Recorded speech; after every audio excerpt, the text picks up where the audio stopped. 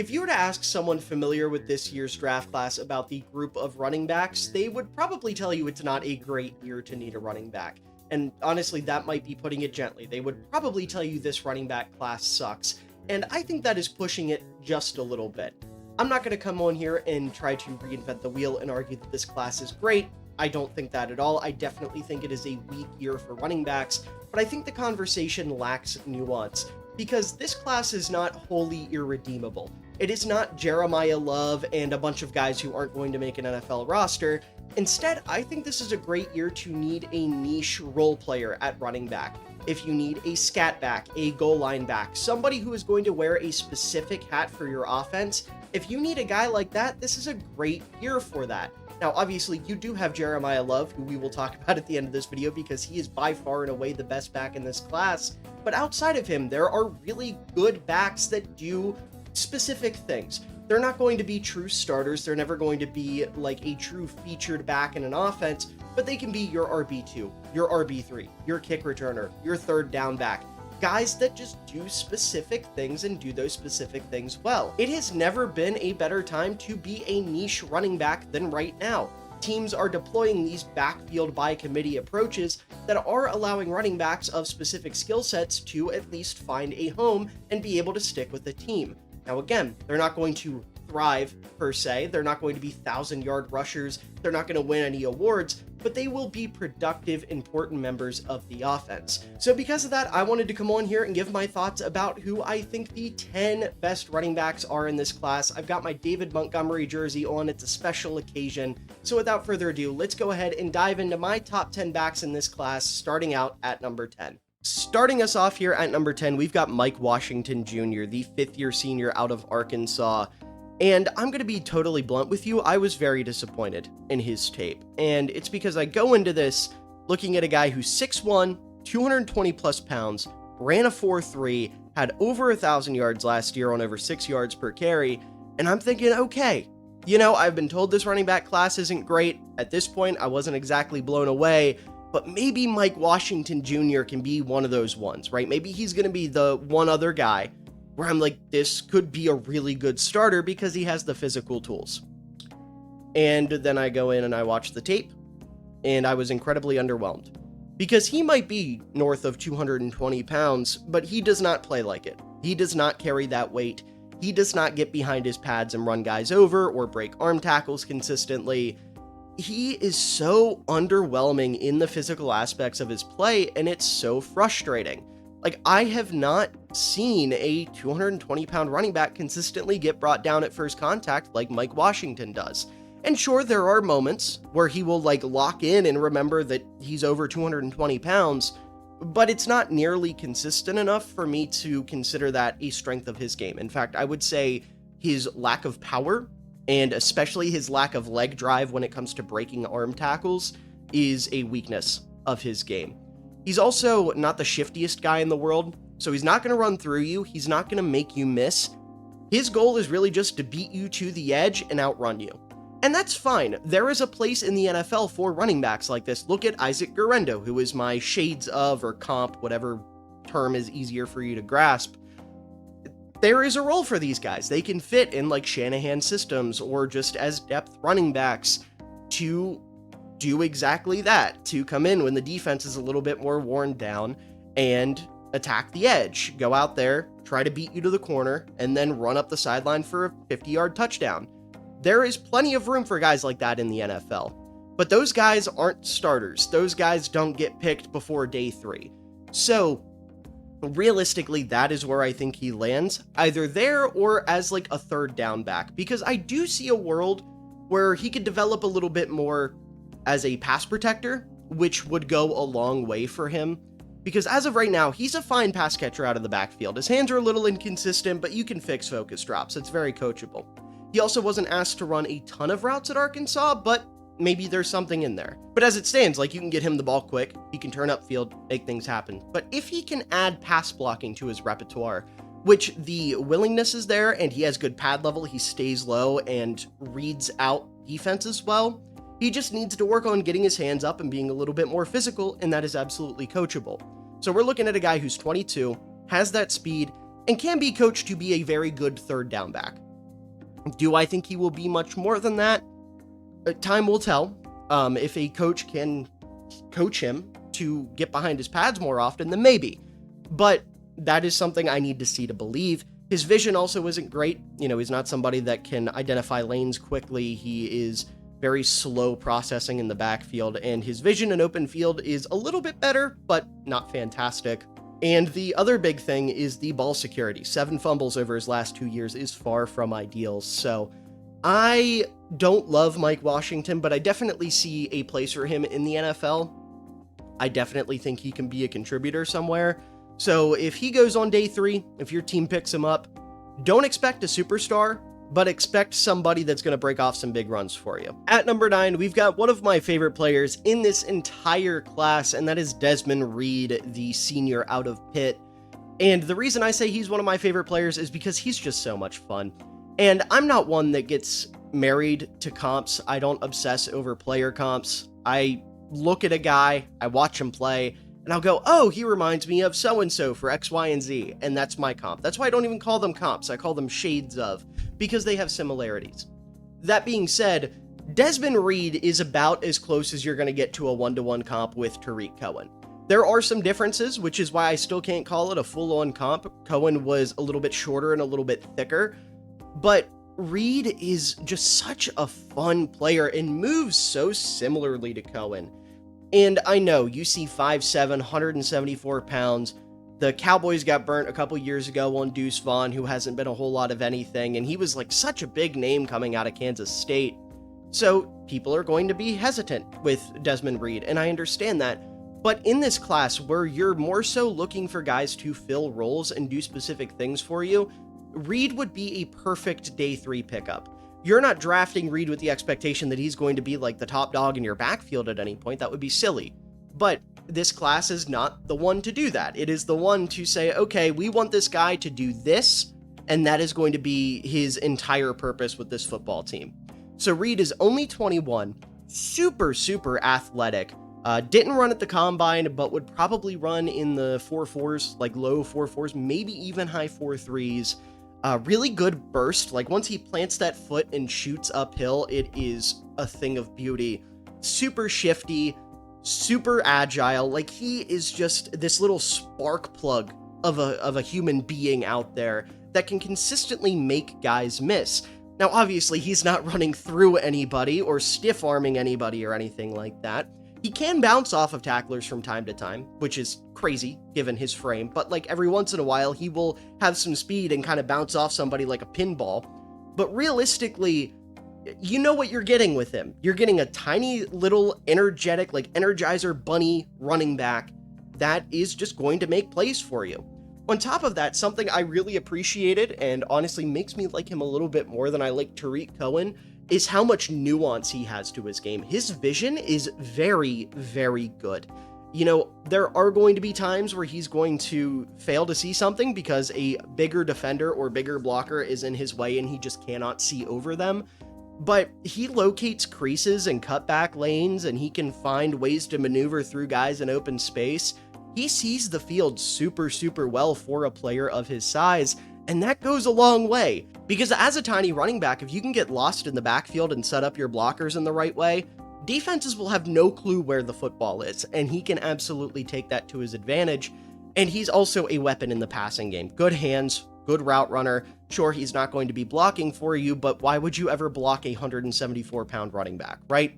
You are going to put him in there, maybe as like a slot weapon on third down, or out of the backfield, have him run Texas routes and screens and, you know, whatever you need to do.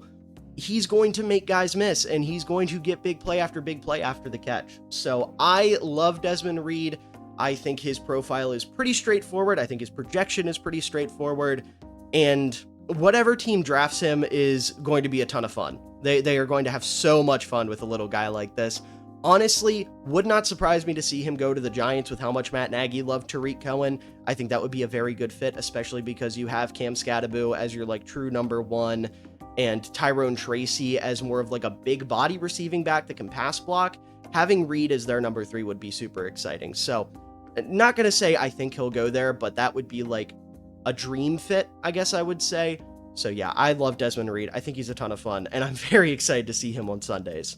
At number 8, we've got Seth McGowan, the 6th-year senior out of Kentucky. And we got to talk about the off-field before we talk about anything on the field, right? In 2021, he was arrested and charged for a drug-related armed robbery incident, which led to him pleading guilty in 2024 to felony larceny, and he ended up serving 3 months in jail with a year of probation. This caused him to get dismissed from Oklahoma, so he had to go to Butler Community College and then Texas College the year after. Wasn't very productive at either school. And then he went on to play at New Mexico State before ending up at Kentucky. So I've gone back and forth with this because if you know me, if you know my channel, you know I hold athletes accountable. This is one of the things I pride myself on. Even if I am not speaking to the masses, if I can inform anyone that someone has done something terrible, and I can be someone that holds them accountable, then I'm going to do it. This is not to say that I don't think Seth McGowan's crime was not bad, right? To put it bluntly, because armed robbery is terrible. Pointing a gun at someone, threatening their life to steal something from them is a horrible, horrible act. That being said, it is not even kind of close to the most irredeemable thing that I have seen from an NFL prospect. Not even kind of. And a lot of those guys get to play in the NFL. Mike Green, Maxwell Hairston from Kentucky last year, 2 guys who are sexual predators that are currently in the National Football League. Deshaun Watson got paid however much money. We've been talking about this for years. He's still in the league. If those guys can get a second chance, why the fuck can Seth McGowan not get another chance? Right? Because I do not believe that something he did 4 years ago that did not result in a death, that did not result in someone being sexually assaulted or raped, should be the end of his life. It should not ruin his life. He served his time. Again, unlike those guys, Deshaun Watson did what he did and got rewarded. These 2 guys, Mike Green and Maxwell Hairston, did what they did and got rewarded with NFL contracts. Seth McGowan served 3 months in prison, in jail, had a year of probation, and lost his ability to play at Oklahoma and had to go play community college football. He served his time, and from everything I have seen from interviews, from seeing his coaches talk, from seeing people that are tapped in and have the information that NFL teams have talk, it seems like he's changed and he's grown and he's matured. I'm 23, I'm a year younger than McGowan. If people were holding shit against me that I did when I was 20 and it didn't result in someone's life being ruined, it would suck. So I'm not going to do that. I'm not going to sit here and pretend that McGowan is some irredeemable piece of garbage. If there are teams that do not have him on their board, I get it. Some teams are safer than others. I fully understand that. But you better miss me with he can't be drafted because of his past. Because if we're letting abusers and assaulters into the league, if we've got, Colby Young from Georgia this year who assaulted his pregnant girlfriend, and he's on people's draft boards, Seth McGowan better be there too. Because it is not nearly as bad.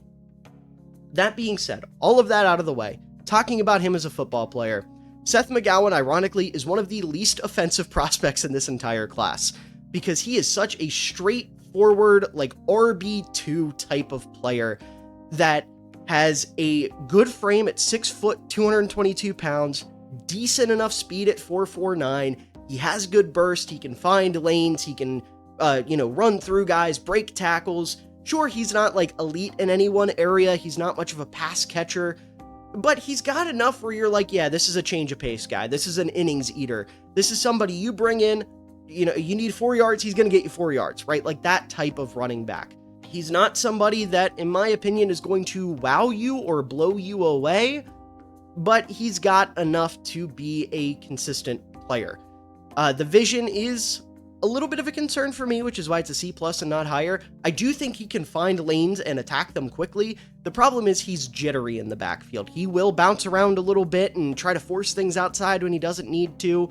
If he can reel that in a little bit and just trust his eyes because he can clearly see the lanes, then, he could be even better. I definitely see the vision with McGowan as a player. I think the off-field stuff should not completely derail his career.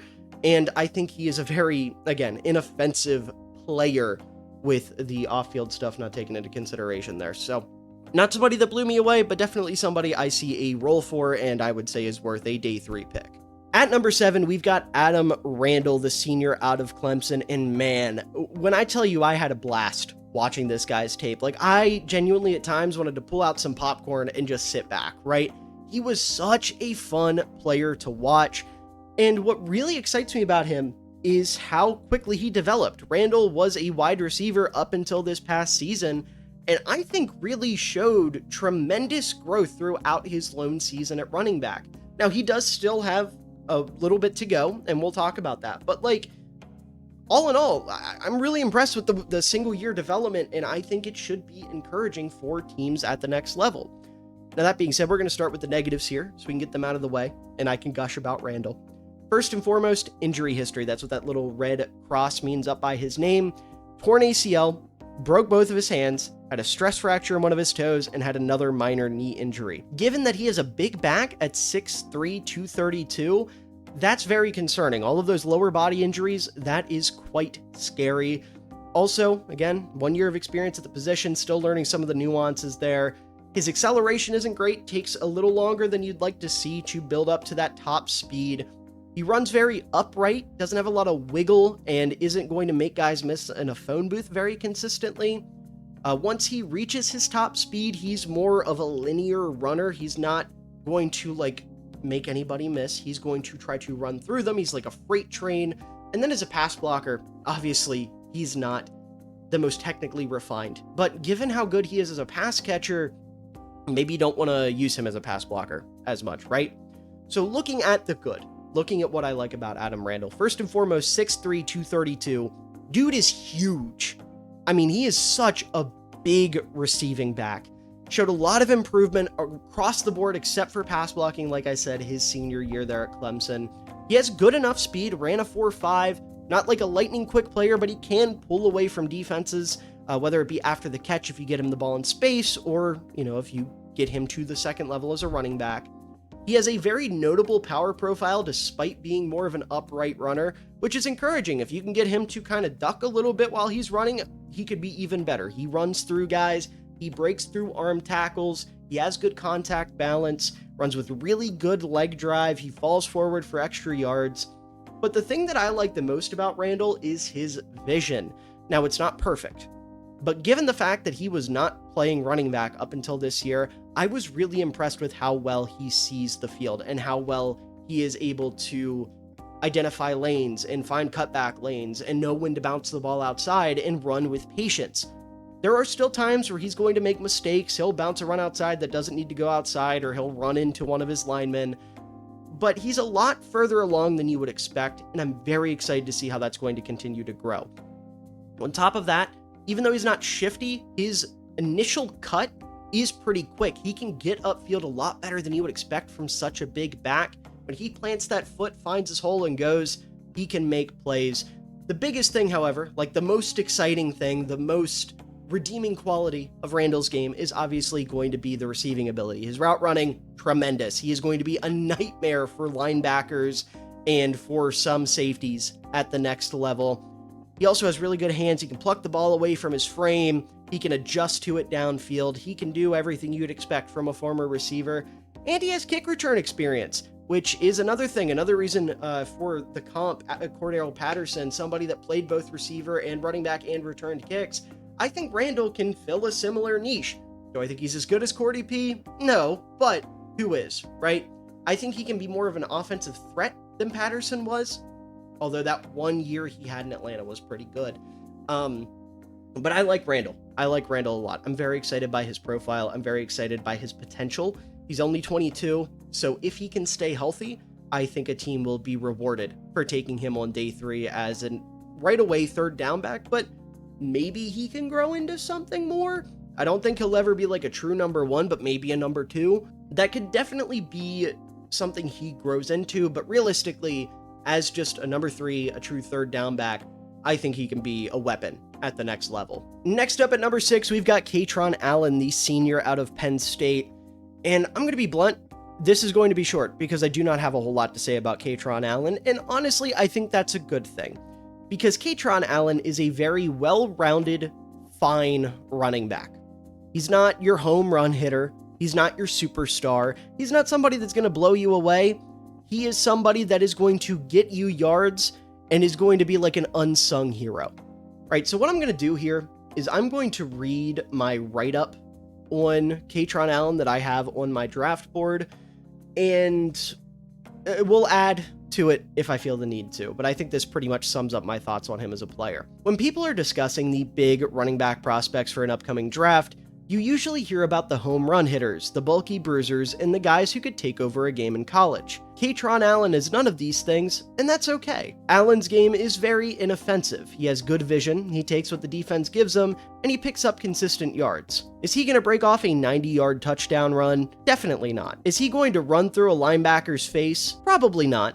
But there is a role for these safe, high-floor running backs in the NFL. Sometimes teams just need a guy to go get them 4 yards while their starting running back takes a breather, and that is exactly what a player of Allen's profile is for. He does not have the top-end speed, high-level strength, wiggle, or high-end movement skills to truly ascend beyond an RB2, but given how often running backs get ran into the ground and/or hurt, there is certainly a home for a guy like Kaytron Allen on day 3. Again, I feel like that kind of sums it up. He can catch the ball out of the backfield. He's not going to run super diverse routes because of how upright and stiff-hipped he is. But, you can put him on a flat, on a swing route, whatever it may be, one of these basic routes, throw him the ball, and he's going to get you yards. He reminds me a lot of Alexander Madison, who was another guy who just kind of got yards, right? No one was ever looking at Alexander Madison and saying, I want him to be my starter. But if he was your number 2, you felt pretty good about it, because he could do everything, and he was an inoffensive back. Now, I think Madison was stronger, which is a difference here, and honestly, Allen could be a stronger back if he just ran a little bit lower. That's kind of the big issue with him as a runner, is that he runs upright. If he could fix that, then we could be a little bit better off. I still don't think that would make him much more than an RB2, but it would make him a more effective RB2. I think as an RB2, he'll be fine. The other thing I will say here is if you're expecting me to talk about Nicholas Singleton, if you're a Penn State fan, I apologize. He did not make this video. Kaytron Allen, in my opinion, was the better of the 2 Penn State running backs.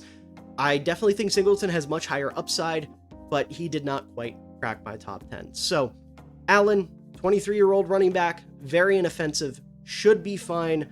Maybe there's a world where NFL teams just aren't interested in a fine, inoffensive running back and instead opt for the guys with traits, and he doesn't really get a whole lot of opportunities, but I don't think that would be the case. I think you can make a career off of good vision and consistency, and that is exactly what Kaytron Allen would be doing.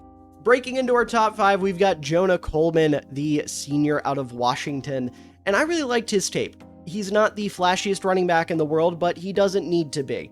I know we just got done saying that at length with Kaytron Allen, but with Coleman, it's a different kind of not being flashy, where instead of just being fine across the board and giving you 4 yards of play, Coleman is actually a playmaker. Like, he can break tackles, he can run through guys, he's got a really good power profile that is going to make him a little bit more of a difference maker. I don't think he's ever going to be a true number 1 because of his athletic limitations. He's not a fast running back.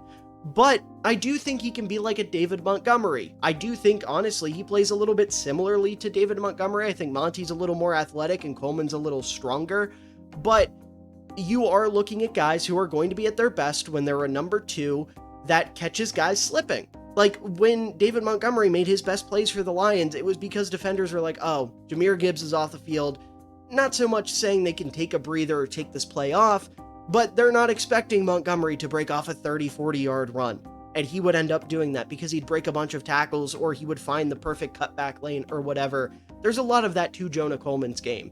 This is a guy who clearly prides himself on fundamentals, on football 101, who, again, prioritizes having elite vision, running through arm tackles. I have written in my notes that he's like the Tim Duncan of this year's class because he is such a fundamentally sound player. Like I said, the contact balance, the vision are the 2 big things. His legs are always churning. He always falls forward for extra yards. He can lower a shoulder and run a guy over. He has a great understanding of how long it takes his blocks to develop and then how to weaponize that to his advantage, how to set guys up downfield. In terms of shiftiness, he's not the most elusive player, but he can use these like little subtle shakes to make guys miss in a phone booth. Very good ball security, only 1 fumble in his entire college career. And in the passing game, I mean, he's got natural hands out of the backfield. He's a strong, willing pass blocker who isn't afraid to stick it to blitzing linebackers. His route running isn't great, but again, he's a 5'8", 220-pound stiff running back. You're not expecting him to go out there and run a super diverse route tree. Throw him the ball in the flat, let him run some guys over, let him break some arm tackles. Something else I really liked, he was a very good lead blocker when they had him lead on different plays. He was getting out there and making plays. Again, another thing that David Montgomery did for the Lions and even for the Bears when he was playing with Justin Fields. Some of the other things that are going to stand out in a negative sense, he is 5'8", so sometimes he will struggle to see over his blockers. Not a huge deal. It wasn't like the craziest thing in college, but in the NFL, it will become a little bit more of an issue, I would imagine. Also, production, if you're someone who puts a lot of stock into that, he went from over 1,000 yards on 5.5 yards per carry in 2024 to just over 750 yards on 4.9 yards per carry last year. So, like, still good production, but definitely a notable dip. So, you know, again, if production is something you put a lot of stock into, I understand that, and maybe Coleman isn't your cup of tea. I definitely think it's important, but I'm traits over everything when it comes to draft prospects, and I think Coleman has the traits to be a really good number 2. Somebody that I would be fine with a team taking at the end of day 2. Definitely someone that should be on your radar at the start of day 3 if he's still there. I think he would be a steal at that point. Really fun player, really fundamentally sound player, like I said. Probably not someone who's going to have the craziest highlights at the NFL level, but he will make plays from time to time where you're like, oh, okay, yeah, you know? And I think he's somebody that will be a part of a running back duo here in a couple years where we're saying, oh yeah, that's the new Gibbs and Montgomery, right? Now, maybe there's a world where because of the, you know, technical refinement and power that he can be a number 1, if a team's willing to say, yeah, we don't need him to be super athletic, we just need him to get us yards, then yeah, you know, maybe he can be a low-end number 1 like David Montgomery was in Chicago, but I do think he would be best suited as a number 2. And if he is your number 2 running back, you're cooking with gas. At number 4, we've got Eli Heidenreich out of Navy, and this is going to be the first guy that I have a true day 2 or higher grade on. We've got 3 guys who have day 2 grades for me, and then 1 guy who has a first round grade, who we all know who it is, but we're going to talk about Heidenreich here, and I'm going to be honest, he is my favorite running back in this class. Now, I'm not going to sit here and pretend like he's the best. He's not. But he is my favorite. I am obsessed with Eli Heidenreich. And I get it. People will be hesitant because we're talking about a snipe that played at a service academy in a hybrid wing T triple option offense. But I really don't care. He's a good football player because we're talking about a legitimate athlete who ran a 4.4, has better vision than you'd expect from a guy who didn't get a lot of between the tackles carries, has fantastic hands, doesn't fumble the football, and plays with all the nuance and power that you want in a back of his size. Now, he's only 198 pounds. That is the one, like, big thing that worries me. But even then, you know, if you're worried about the weight, play him at receiver. He could be an NFL receiver. He could be a really good slot receiver. But I think he translates better as a running back. So looking here, like I said, 4.4 speed, deceptively athletic. I know the stereotype, but like he does kind of fit it, you know, which should be expected from a draftable player at a service academy. Genuine home run hitter at Navy, took so many runs and so many receptions to the house. He had great vision in the few opportunities that he got between the tackles. Now, I would put his grade higher, but again, those opportunities were so few and far between that I didn't want to grade him super highly. I think for now, it's enough where you can feel confident, but it's not like a given thing, a sure thing, I should say. But he does have great patience, really good at letting blocks develop both behind the line and out in space. He plays behind his pads very well, consistently fell forward for extra yards and delivered a lot of pop on contact. Again, I know he's only 198 pounds, but he's strong and he's tough. He had a little bit of wiggle, could make guys miss in open space, could make guys miss in a phone booth a little bit. But the big thing here is going to be the receiving profile. He has strong, soft hands to pluck the ball away from his frame. He had a bunch of acrobatic one-handed catches. He was a monster in the receiving game. His route tree was a little limited because of the way Navy's offense operated, but he ran those routes very well.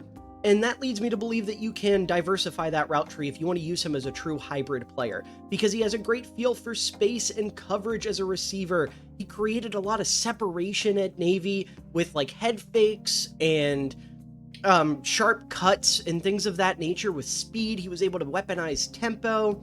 He lined up at tight end for them. He can line up out wide. He did a little bit of everything. He's also a tough, willing blocker who's not afraid to get his hands dirty in the run game. As a pass blocker, didn't really see a whole lot of that, so I don't have a grade for it because of how limited it was. It was even more limited than his runs between the tackles. But as a run blocker, he was laying dudes out. So, like, if you wanted him to put on weight and play fullback, I couldn't get mad at you for that. I think that would not be a great idea because he is such a dynamic weapon, and asking him to add weight would be a mistake. But even then, if you want to play him at fullback in certain packages at 198 pounds, I think you can get away with that. He's also really good at tracking the ball downfield, had almost 1,000 yards last year as a receiver. And the only things you got to look at, right? Again, rarely asked to run between the tackles, a little bit lighter than you'd like to see, which could potentially raise some durability questions, but it hasn't been an issue yet. And a lot of manufactured touches. That's going to be the other thing too. But all of that being said, I do think Heidenreich can make a difference. My comp for him, or the shades of, I have the concept of the Debo role, which I feel like is self-explanatory, but if it's not, if you guys remember when everyone wanted their own Debo Samuel, when the Niners were playing him as like the wide back or whatever they called it, I think Heidenreich can be a version of that. It would be an inverse in an ideal world where he's more of a running back than he is a receiver, but I didn't want to comp him to a specific player because of how he's built. Like, I couldn't comp him to Debo Samuel because Debo's a lot thicker. And Debo, I would say, is also a better route runner and not as good of a pure running back. So I guess if you want to pick like a player, he would be kind of close, but not really. I think just going with, okay, if you're imagining a guy that you would want to play that role, someone who is a running back and a receiver for you, that's what I envision Eli Heidenreich as. So also one more thing, does not fumble the football. Absolutely tremendous ball security. But I am enamored with Eli Heidenreich. I'm a Bears fan. I would cry tears of joy if Ben Johnson got his hands on him to just be this versatile chess piece that does a little bit of everything. I think he can really make a difference on an NFL football team as a weapon. Just honestly, just put him on your roster, label him as weapon, and reap the benefits. You know, don't give him a position. He doesn't need one. He's Eli freaking Heidenreich. That's all he needs to be. And I don't know, maybe I'm too high on a service academy guy. Maybe I'm giving him too much credit. Maybe the athleticism won't translate. But I was absolutely blown away by what I saw. And I don't think he's ever going to be like a true number one running back, but I do think he can be a really, really good offensive piece for a creative play caller. Getting into our top three now, our first guy with a second round grade is going to be Jadarian Price, the redshirt junior out of Notre Dame. And I know everyone and their mother is talking about his teammate, and rightfully so. We will be talking about him relatively soon. But I think Jadarian Price is a little underrated. I think he is a very, very solid running back who, you know, could be an RB1 in a pinch. I understand that you're looking at a guy who was never a true starter in college, so people will be more hesitant. But the only reason he wasn't a true starter is because he had a freak of nature in the backfield with him, right? Jadarian Price would have started for a lot of programs last year. He is a good, consistent running back who wins with subtlety and with vision. I mean, his vision might be the best in this entire class. He sees the field so incredibly well, both behind the line of scrimmage and out in space. I mean, he's really good at setting up his blockers in both regards. He's good at baiting defenders to lead them into the paths of his blockers. He can find cutback lanes. He's really good at seeing lanes as they open, kind of being more of a proactive runner than a reactive runner. I really like what I saw out of his vision. I mean, that's the biggest trait to me for a running back, and he absolutely has it. His power profile isn't incredible given the fact that he's 203 pounds, but it is solid. You know, it is solid. He can lower his shoulder and run through a DB or fall forward for extra yards. He can break arm tackles because his leg drive is pretty good. Like, he's got a little something in there. He's also not the most athletic guy in the world, but he did run a sub 4.5. He can, you know, outrun some guys when he gets to the second level. He can break away a little bit. You're probably not expecting him to be a true home run hitter, but he doesn't need to be. I'm not going to sit here and gas him up as like a superstar, but he's kind of in the middle of Jeremiah Love, who can be a superstar, and a guy like Katron Allen, who is a high floor, low ceiling running back. Price kind of falls in the middle, where he's another high floor, low ceiling running back, but his floor's a little bit higher, his ceiling's a little bit higher, and he can be, I think, a true number one. Also, on top of that, good kick returner. Had 22 returns in college, took 3 of them to the house. That's going to be super valuable. That's something that teams are going to be looking at, and he can absolutely provide. Now, he doesn't do a whole lot in the passing game. Really was not asked to run routes or catch the ball out of the backfield, really. His pass pro is also a work in progress, which really could take his game to the next level. If he could become a good pass blocker and prove that he can be on the field 3 downs, then he could be a true starter, I feel. As of right now, he's not really somebody you want on the field on 3rd down. Also not somebody that makes guys miss a ton, but when he does, it's going to be with really subtle, like smooth movements. He's smooth as opposed to like shifty, if that makes sense. His good footwork, he can make guys miss in a phone booth at times with that footwork, but realistically, he's going to win by finding a lane before defenders can attack it and planting his foot and getting upfield. His burst is really nice in that regard. So fumbles were also an issue. Definitely something that needs to be improved. That's another thing that kind of holds him back, and honestly, kind of the deciding factor between who I have at number 2 and Price was the ball security. That being an issue is definitely something that's a red flag to me, but if he can clean up the ball security and improve as a pass blocker, I think he can be a starter in this league.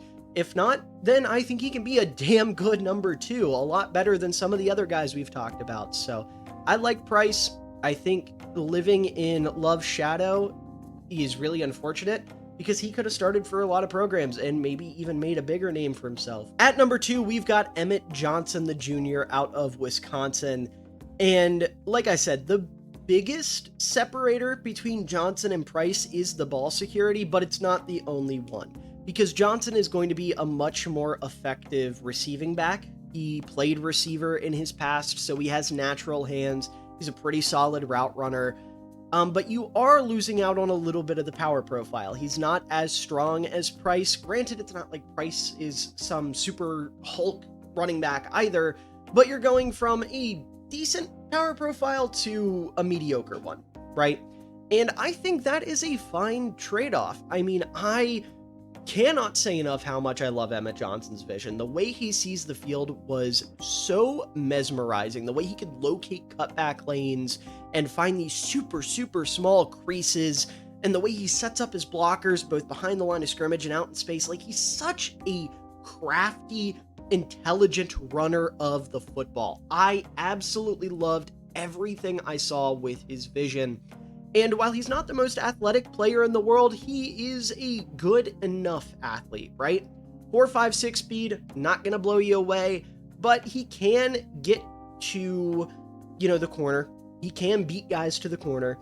And he has really good change of direction ability relative to the rest of his athletic profile, to the point where he doesn't lose a lot of his speed when he changes that direction. So he gets up to the corner and turns, and he maintains that same speed, and that can help him beat guys around the edge and get up to the second level.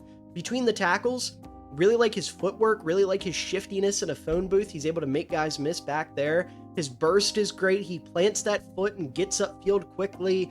His low center of gravity helps him a lot when it comes to breaking arm tackles and maintaining contact balance, especially for a back of his size. Getting back to the vision, like his understanding of how long it takes blocks to develop and how he can manipulate them in his favor is so good. He has really good stop-start ability. He does a great job of getting back up to that top speed pretty quickly. He makes guys miss in the open field consistently, has really good ball security, and the production in college was great. Broke 1,400 yards on 5.8 yards per carry in 2025. That definitely stands out. He was a productive, smart, savvy running back who can make guys miss, break tackles, catch the ball out of the backfield. He's got a little bit of everything except for that power profile, and that mixed with the fact that he is only 5'10", 202 pounds is probably going to keep him from being like a true bell cow, but it is really exciting. I think Emmett Johnson's profile is very, very exciting. I would like to see him get better as a pass blocker. That would help a lot in his potential as like a head of committee, which is what that HOC stood for with Jerian Price. I forgot to mention that, but HOC, head of committee, that's like an RB1 who needs to have guys to make up for his weaknesses, right? So not like your true bell cow, not your Saquon Barkley's, your Bijan Robinson's, your Jahmyr Gibbs's, more like a James Conner, who is a true number one, but you got to have a speedster to pair with him. You got to have somebody who, you know, can threaten the defense with their athletic ability, because Conner simply is not going to do that. That's kind of what I was getting at with Price, and I think Emmett Johnson can be that guy as well if he can prove he can be on the field for 3 downs. I mean, the receiving upside, or not the receiving upside, the receiving ability is there, but he needs to get better as a pass blocker. He could do that with better technique.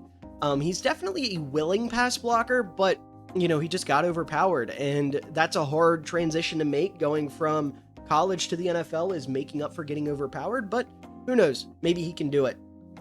He also can be prone to big play hunting, which got him in some trouble, but like, it's the Wisconsin backfield, man. You know, you're kind of like the guy back there. You want to get the big play every time. Hopefully getting to the NFL level, I don't want to say it'll humble him, because then that makes it seem like I'm trying to say he's cocky or something, but like, hopefully he can recognize that his role will be reduced at the next level and he won't have to be relied on as much, and that will help him. But yeah, outside of that, like, he's a complete running back, and I really do think, only being 22 years old, he can step in and be a guy for a backfield.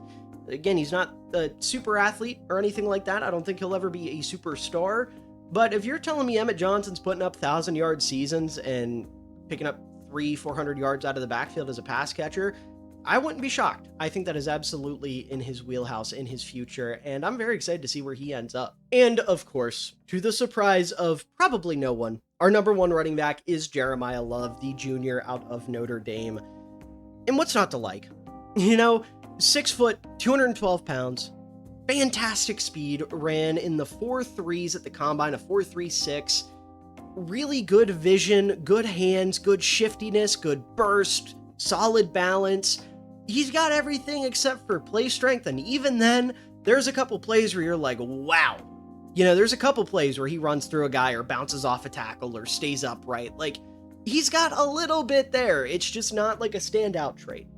The only thing, much like Ashton Jeanty last year, I can say that's like a true weakness in his game is his pass blocking, but he's such a good receiver that it makes up for that. Like, you're not going to be blocking Jeremiah Love. If he's on the field on 3rd down, he's running around and catching that football. He is such an exciting, electric football player, and it really feels less like the conversation is he the best running back this year? And more, where does he rank over the last 10 years? And I think it's safe to say he's top 5. Like, order him how you want. You got your Saquon Barkley's, your Bijan Robinson's, your Jahmyr Gibbs, Ashton Jeanty. I think Jeremiah Love is firmly in that conversation. I don't think he's as good as the guys I just mentioned outside of Gibbs, who I just wasn't super high on coming out of Bama. Granted, that was like my first year evaluating prospects, and I did not know what I was looking for. In hindsight, I would have been higher on Gibbs, but like, I really do think Jeremiah Love is one of these guys. He's a blue chip player for me. I'm not going to throw around the G word, that generational, because I know that triggers a lot of people, but he's a blue chip running back, only 20 years old, not a lot of tread on the tires. He's a star. He has so many ways he can beat you as a runner, whether it's juking you out of your shoes, he can stiff arm you, he can spin around you, he can hurdle you like consistently. This guy's vertical is unbelievable. There were plays in college where he's like hurdling dudes that are pretty much standing upright, landing on his feet, and continuing to run for an extra couple yards. He is unbelievable. And it honestly got to a point where every time I saw someone talking about this running back class and how it wasn't good, it wasn't a good running back class, it's like the Jujutsu Kaisen narrator would pop into the back of my head, and I would read, "This running back class sucks," with the sole exception of Jeremiah Love, of course. Like, he is that level of good. If this running back class was Jujutsu Kaisen, he would be the Satoru Gojo. Like, he is that level of freak in this year's running back class, to the point where it almost brings the rest of the class up. He is so unbelievably good, And I know this is like generational glaze, but I don't care. I don't see a single aspect of his game that will keep him from being a superstar at the next level. Now, again, there are some things that are not perfect. Like I said, the pass blocking isn't great. He's a little bit more high cut, so there are times where he's going to get brought down by his ankles. His power isn't fantastic, and there are times where he can be indecisive and leave a little bit of meat on the bone. But like even Achilles had his weakness, right? He is a superstar.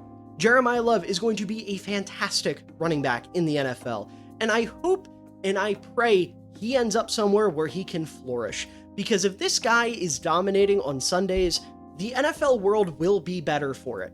He is that kind of player. He is that kind of exciting, and I'm so pumped to see him. It really sucks for me as a Bears fan because, like, the way too early mocks last year, he was the go-to pick for Chicago in, like, the teens, right? Like, he was projected to go, like, mid-teens, and the Bears are going to get him, and oh my god, the idea of him in Chicago, oh, dude, him and Kyle Monangai would be insane. There's no world where that happens now, right? The Bears are not going to trade up 20 spots to get a running back. So instead, I'm going to see him go in the top 5, and I'm going to say, damn, whoever gets him is getting a monster. And I'm upset, but I can't be that upset because I will still get the privilege to watch him on Sundays. He's one of my favorite running backs I've ever evaluated.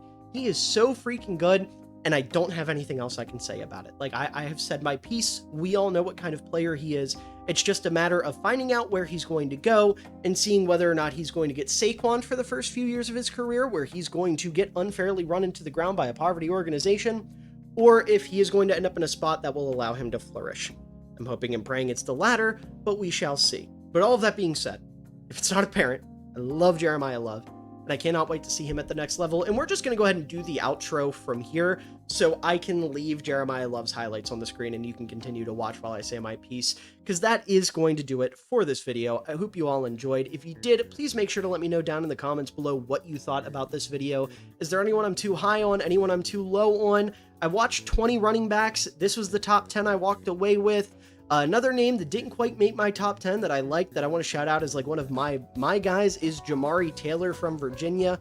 He didn't make it because of his age. He is a 24-year-old running back, but I did really like his tape. I was definitely a big fan. If there's anyone else that wasn't mentioned in this, ask me in the comments below. I'll give you my thoughts on them because, like I said, I do have 20 running backs written up. So chances are it's probably someone that I watched and just didn't make this list. Also, make sure to leave a like down below, as it does help out the channel a ton. It shows your support, it shows you care, and I really do appreciate it. Also, make sure to subscribe for more NFL draft content coming your way throughout the rest of the next month or so. I've been posting a 1-minute profile every single day for the past week. I did one on Jeremiah Love. I did one on Eli Heidenreich, and by the time this comes out, I may have done one on Desmond Reed. So it will be a little bit repetitive, but I definitely think it'll still be worth watching because I try to like fit jokes in there and stuff and make it a little bit, more poppy to get my thoughts across quickly. Regardless, definitely want to stay for that. Also, other positional rankings. We started with running backs. We'll either be doing edge or receiver next. I'm not sure which. It depends on when I get done watching edge rushers. I have about 2 or 3 left, so we'll have to see. But regardless, above all else, I hope you all enjoyed, and I hope you all have a wonderful day, evening, night, afternoon, whatever time of day it is for you. I hope you enjoy it because you're all wonderful people and you truly do deserve it. Had a chance on the throwback. This was an ill-advised throw. What an unbelievable catch by Cole Kmet. And he cups it too. No movement when he hits the ground, tucked up against his shoulder. Wow. Using that